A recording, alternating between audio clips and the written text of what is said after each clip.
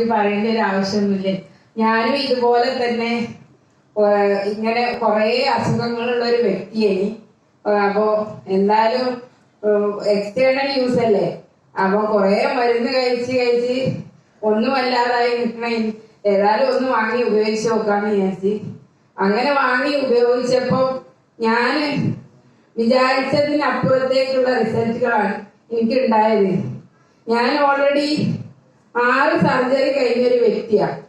അപ്പൊ നമുക്കറിയാം ഒരു സർജറി ഒരാൾക്ക് കഴിഞ്ഞാലുള്ള ഒരവസ്ഥ. അങ്ങനെ നമ്മള് കുറെ ഹോസ്പിറ്റലിൽ കയറി ഇറങ്ങി അവസാനം വെല്ലൂര് CMC ഹോസ്പിറ്റലിലേക്ക് ലാസ്റ്റ് ട്രീറ്റ്മെന്റ് കഴിഞ്ഞു.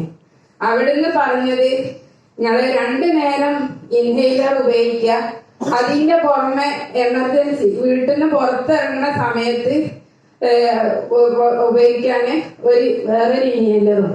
ഇങ്ങനെ നിങ്ങൾക്ക് പോയി കഴിഞ്ഞാല് മുന്നോട്ട് പോവാനുള്ള, അതും 2 മാസം കൂടുമ്പോ ഫുൾ ട്രീറ്റ്മെന്റും ചെയ്യുക, ഇത് ഉപയോഗിക്കാൻ മാത്രം പറഞ്ഞൊരു വ്യക്തിയാണ്.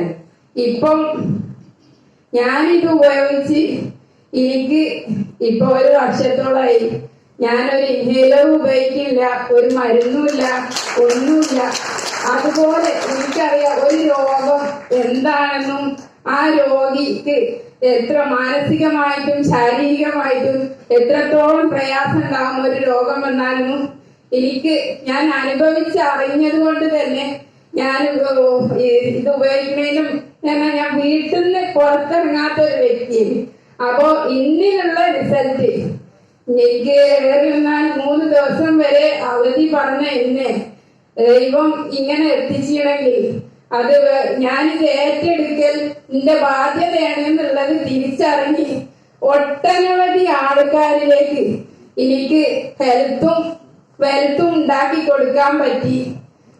അതിലൂടെ ഓരോ കുടുംബത്തില് പല ഓരോ റിസൾട്ട് കിട്ടിയ അവരുടെ മുഖം കാണുന്ന സമയത്ത് വീണ്ടും പുറത്തിറങ്ങണം എന്നുള്ള ആ ഒരു ചിന്താഗതി വന്നിട്ടുണ്ട്. അപ്പോ എന്തായാലും ഒരു ദിവസം വീട്ടിൽ നിൽക്കാന്ന് പറഞ്ഞാൽ തന്നെ നമുക്കൊരു പ്രയാസം പോലെ, ഇന്നൊരാളെയും വിളിച്ചില്ലല്ലോ എന്നുള്ള ആ ഒരു ചിന്താഗതി. ആരെന്ത് പറഞ്ഞാലും ഞാൻ ഇനിയും ഇറങ്ങണം എന്നുള്ളൊരു പലർക്കും